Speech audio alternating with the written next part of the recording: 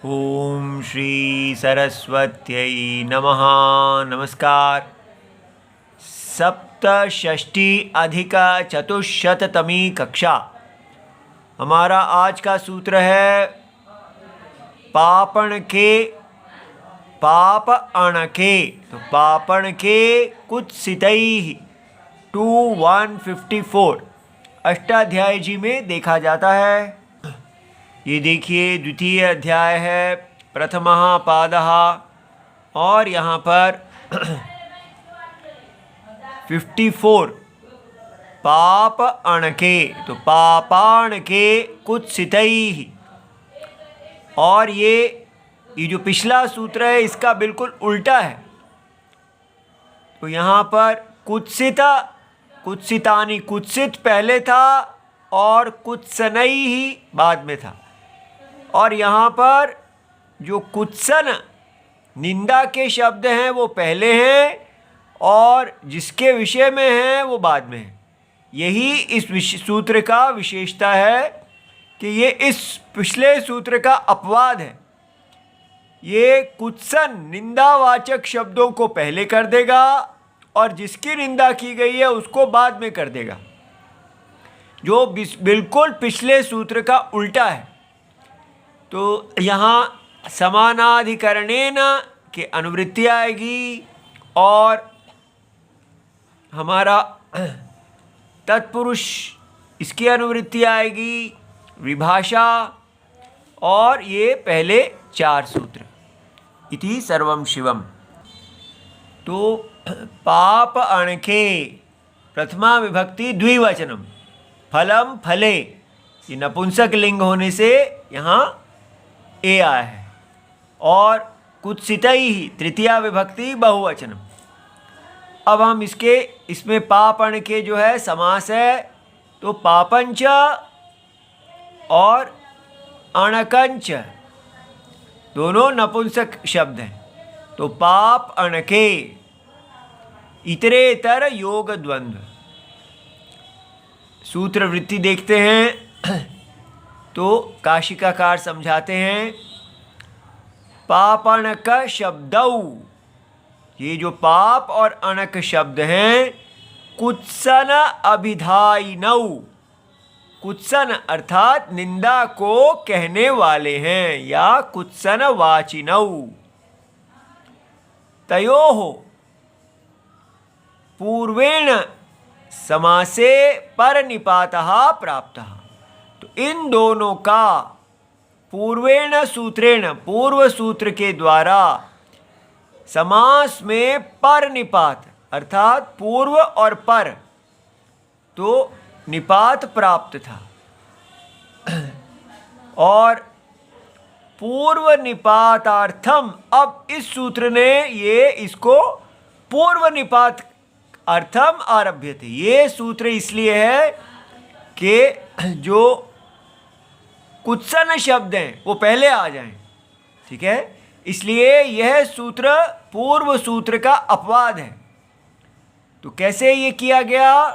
प्रथमा निर्दिष्टम समास उपसर्जनम 1243 कहते हैं कि किसी सूत्र में अगर प्रथमा विभक्ति के द्वारा कोई शब्द निर्दिष्ट है, उसकी उपसर्जनम संज्ञा होती है और उपसर्जनम पूर्वम। तो यहाँ पर पाप और अनक ये प्रथमा विभक्ति से निर्दिष्ट कर दिए गए हैं, और पिछले सूत्र में कुत्सित जो था वो प्रथमा विभक्ति से निर्दिष्ट था। तो आप देख सकते हैं कुत्सितानि कुत्सनैः।